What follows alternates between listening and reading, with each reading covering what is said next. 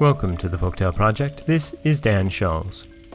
Today we have our final Hans Christian Andersen tale of the week, and it's of the kind that Hans Christian Andersen does so well, and is quite frankly on a topic that is lacking today. It's a level of self-awareness that, God, he captures so well, so many times, but never more on the nose, or on the head, as it were, than in the Pen and the Inkstand. In a poet's room, where his inkstand stood on the table, the remark was once made, "It is wonderful what can be brought out of an inkstand. What will come next? It is indeed wonderful." "Yes, certainly," said the inkstand to the pen, and to the other articles that stood on the table. "That's what I always say. It is wonderful and extraordinary what a number of things come out of me. It's quite incredible, and I never really know what is coming next when that man dips his pen into me. One drop out of me is enough for half a page of paper, and what cannot half a page contain? From me, all the works of the poet are produced.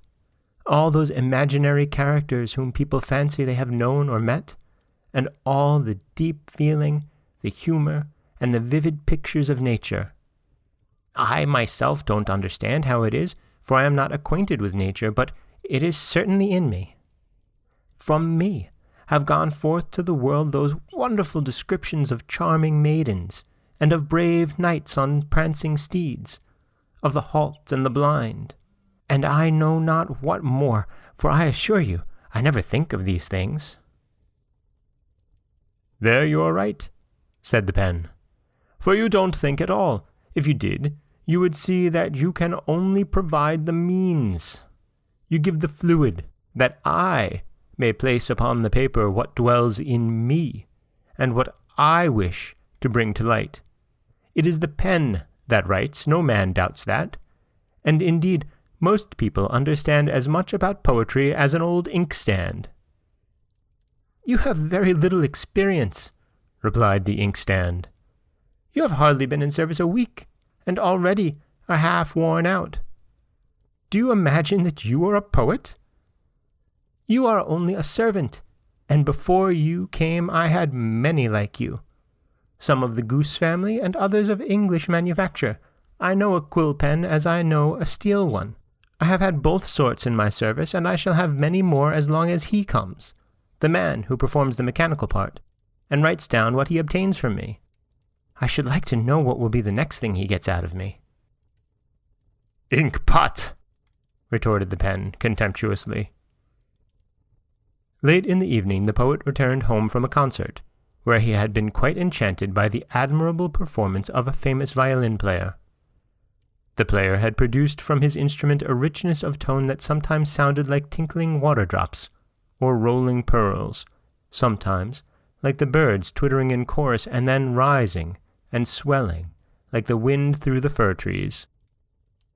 The poet felt as if his own heart were weeping, but in tones of melody, like the sound of a woman's voice. These sounds seemed to come not only from the strings, but from every part of the instrument. It was a wonderful performance and a difficult piece, and yet the bow seemed to glide across the strings so easily that one would think anyone could do it. The violin and the bow seemed independent of their master who guided them. It was as if soul and spirit had been breathed into the instrument, and the audience forgot the performer in the beautiful sounds he produced. Not so the poet. He remembered him, and wrote down his thoughts on the subject. How foolish it would be for the violin and the bow to boast of their performance, and yet we men often commit that folly. The poet, the artist, the man of science in his laboratory, the general, we all do it, and yet we are only the instruments which the Almighty uses. To him alone the honor is due. We have nothing in ourselves of which we should be proud. Yes, this is what the poet wrote. He wrote it in the form of a parable, and called it The Master and the Instruments.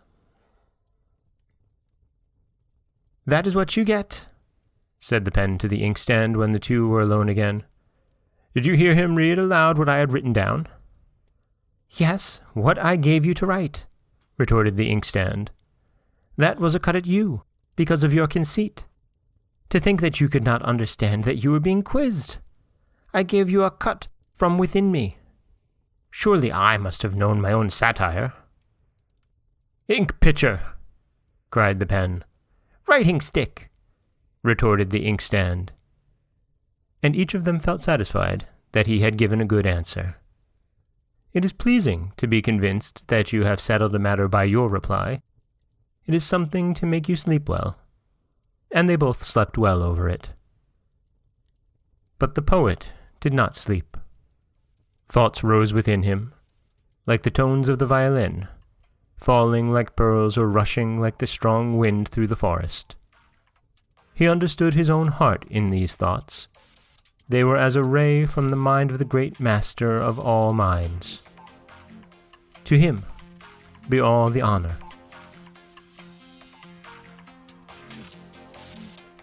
And that is Hans Christian Andersen's The Pen and the Inkstand. And again, we see the self-awareness that is so lacking today, it seems.